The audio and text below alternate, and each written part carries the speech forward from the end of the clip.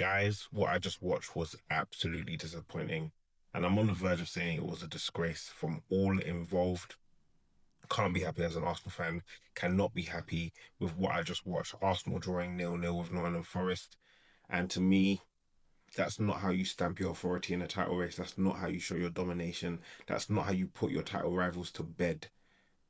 It's embarrassing, to be honest with you. Watching that game was embarrassing, and seeing what Arsenal put forth as an effort was embarrassing. Not putting that game to bed by hook or by crook is embarrassing. And again, you want to win a title, you want to put the title race to bed, you want to be ruthless. Arsenal showed absolutely none of that, from the manager to the players. Disgraceful, to be honest with you. And maybe I'm a little bit reactionary, just watching that game, wasting 90 minutes, but that's all I can give you. For me, that was a disgraceful performance. You've been given the lifeline in the last two games with Man City dropping points, and I think they've even dropped points in more games. But those last two games, you play Liverpool at home, a Liverpool team that don't even have a striker, and you put forth a poor effort. Now you're going up against Nottingham Forest, a team who are fighting against relegation. Yes, a good team, in my opinion, but a team that are fighting against relegation, and you put forth that effort. It's disgusting to me. Absolutely disgusting. We want to get into the game. And listen, 0-0 against Nottingham Forest. City ground is hard. I've spoken about it many times. Would never disrespect an away game at Nottingham Forest, but Arsenal, that's not how you dominate a title race. That's not how you stamp an authority. That's not a team that has finished second in multiple years and are trying to achieve a goal. That's not a team. That's not a team. That to me was just poor on all ends. And yes, you can have your possession. Yes, you can have your shots. But did you put the ball in the back of the net? No, you did not. No, you did not. And that's not good enough. Chances were there. Chances weren't taken. Chances weren't taken. And the domination that you would think Arsenal would have on the game, they didn't. Put the title race to bed. Put it to bed. No, you had your chance against Liverpool. No, you had your chance against Forest. You've got a 7 point gap now. What is happening next week against a Man United team that is resurgent? Man City will be playing Wolves. Aston Villa have a game against Everton, which means that gap could be cut to 4 points. Put it to bed. Are you serious? From the manager to the players, absolutely a joke. Why are we starting with Madueke and Martinelli? Why? Why? Because of squad rotation? Because we put Saka and Trossard up against Chelsea in the Carabao Cup? Are you serious? Are you serious? In a title race that needs to be put to bed, you're not putting out your best team. What are we doing here? What are we doing here? Why do you think that's acceptable to put this out when the last time we ran it, it wasn't very impressive? It wasn't very impressive when we ran it against Bournemouth. We needed to bring on the big guns eventually. We I don't know where this false confidence comes from when you've got Madueke, who hasn't scored or assisted in the Premier League, and Gabriel Martinelli, who has scored one goal this whole Premier League season. This is what you're rolling out. A striker who is struggling to actually make any impact on the game. But yet he scores in the Carabao Cup, a fluke goal. And yes, we're going to roll him out. And he put up an absolutely abysmal performance. Abysmal performance. I'm heated, if I'm being honest with you. I'm heated. I don't think that is an acceptable performance to be putting in when you're trying to win a title. When you've been through what Arsenal fans have been through, you put forth that performance. Joke. Absolute joke. Arsenal should be sitting 10 to 11 points clear at this point. And they're not. Because players aren't ruthless. Because the manager isn't ruthless. In the Liverpool game, Arsenal were playing like crap to end that half. Go and make the changes that are required. Take off the striker that is not performing. No, you don't do that. At halftime in this game, you take off Gabriel Martinelli, who missed an absolute sitter. Put the ball in the back of the net. There's a reason why you've only got one goal in this whole Premier League season. And I think it's a joke. I think it's a joke. We must not be serious about winning the Premier League. And yes, even if we win it at the end of the day, I will look back at games like this and Liverpool to say that this team may not have learnt the lessons that they should have. Put it to bed. Put it to bed. I'm going to talk about individuals. I'm going to start with the people that should have their head up. Saliba, absolutely amazing performance from him. He's a leader. He is a player who was moving the ball, nearly 100 passes in the game, was moving the ball consistently, was winning the ball back consistently. I can't ask much more from him. Brilliant performance from him. Always on the ball, moving the ball. 9 passes into the final third. He was trying to move the ball. He was trying to be progressive. Declan Rice, impressive performance in the midfield. Put forth an effort better than any of the midfielders in the team. Any of the midfielders in the team. You've got to be better as a team, Arsenal. Declan Rice can hold his head up. Saliba can hold his head up. Gabriel, yeah. Brea, yeah. Ben White, yeah. The rest, absolute joke. I'm going to the captain first. Piss poor. Piss poor. He was on the pitch for, what was it? 57 minutes? Attempted 21 passes? Take control of a damn game. Take control of the game. What are you doing? He was a passenger, an absolute passenger. That's not someone who should be wearing the captain's armband for Arsenal. That is my opinion. You are a passenger. You operated as a passenger. You had no influence in the game. Shocking.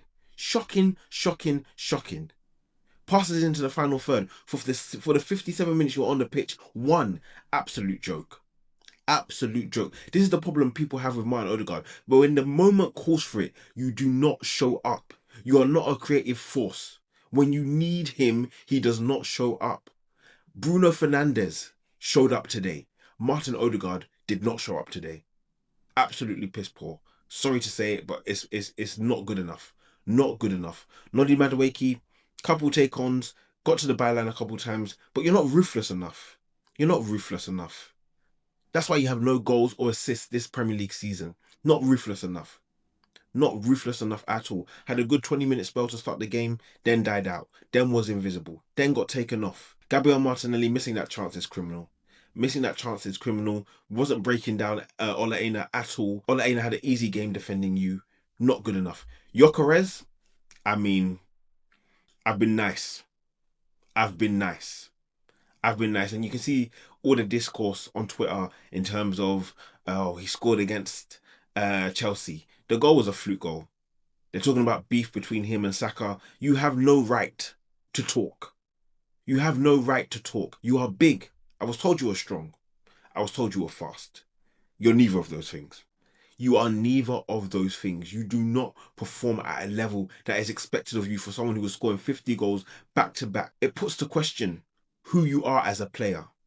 Who you are as a player, because it's not good enough. The output isn't good enough. He was on the pitch for nearly 60 minutes.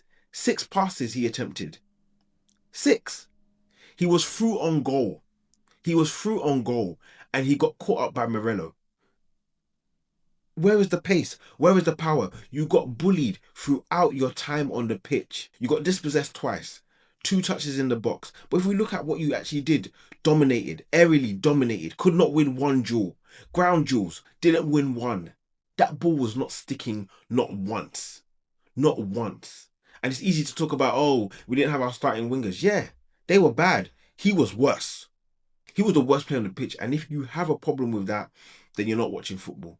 As a striker, he was poor. His presence wasn't felt. Milenkovic and Moreno had an easy game. They bullied him. They double-teamed him. He was not in a position to bully anyone. Elliot Anderson bullied him. Ridiculous. Absolutely ridiculous performance. And I look at Mikel Arteta. Why? When you know what is on the line, you are not playing your best team. Why? And even forget, you want to play these wingers. Okay, at halftime, you make 1 sub. No, that game called for at least 3 subs. Martinelli off, Madueke off, Gyökeres off, Odegaard off. 4 subs, in my opinion, should have been made, because a ruthless manager makes those subs and gives the maximum time for impact. But you're wasting 15 minutes for us to then bring out Jesus, who was poor. You bring on Moreno. You bring on Trossard. Jesus was poor. Trossard was poor. Moreno was meh. Saka comes on. Saka is in this. You need to be starting Saka. You need to be starting Saka. If you don't want to play Trossard, fair enough. Stick Madueke on the left, because you told us he was going to play there starting the season. He didn't. Why is Kai Havertz not coming on? Someone who has had impact against Forest in the past. You bring on Jesus, who had no impact, no physical presence on the game. I mean, poor from everybody involved. Poor from everybody involved. And again, Declan Rice, you can hold your head up. Saliba, you can hold your head up. Gabriel, Raya, White, sure. The rest of the team, poor. Timber progressing the ball, poor. This is not a team that seems hell bent on winning the Premier League, because if you were really about it, you're talking about a team that will be double digits clear by now. Like, what are we doing here? What are we doing here? From a Forest standpoint, I'll give my hats off to a couple of players. Elliot Anderson, for me, absolutely amazing in his role. Defensively, was so solid, disrupted Arsenal on so many occasions. I mean, listen, 3 tackles, 1 block, 2 clearances, headed clearance, 1 interception, 7 recoveries, won the ball, disrupted Arsenal. Brilliant performance. Brilliant performance. I would have rather had Elliot Anderson in the midfield than Odegaard, simply because Odegaard wasn't doing anything. He wasn't creating. I'm not saying Elliot Anderson is a creator. He's definitely not. But what was Odegaard doing? What was he doing? The two centre backs had an easy night of it, whether it was Jesus or Gyökeres, absolutely nothing. Sal's impressive with some of the saves he made from the corners, from Saka's header. Very impressive. One moment we'll talk about, which to me, I don't even understand how it wasn't a penalty. Or Leina handballing it, maybe accidentally. Yes, no. But seriously, his hand went to the ball, should have been a penalty, but I'm not holding on to that. It would be embarrassing for me to do so. I, yeah, yeah. I listen. If Arsenal were to go on and collapse here and not win the title,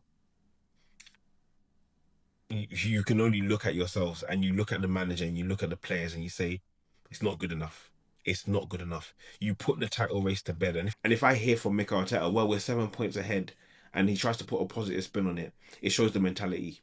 The mentality is all wrong. You put the title race to bed. You be ruthless when you need to be ruthless. And from the captain to the star striker, from the backup wingers who are trying to put their impact on the game, disgusting. From these 4 players who are leading the attack for 60 minutes, awful. From the players who came off the bench, not good enough. Apart from Saka, no impact.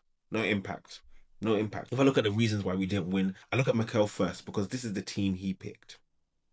Knowing what he knew, this is the team he picked. I blame Mikel second, because at halftime it was clear we needed to up the ante. We are not playing games here. And he didn't.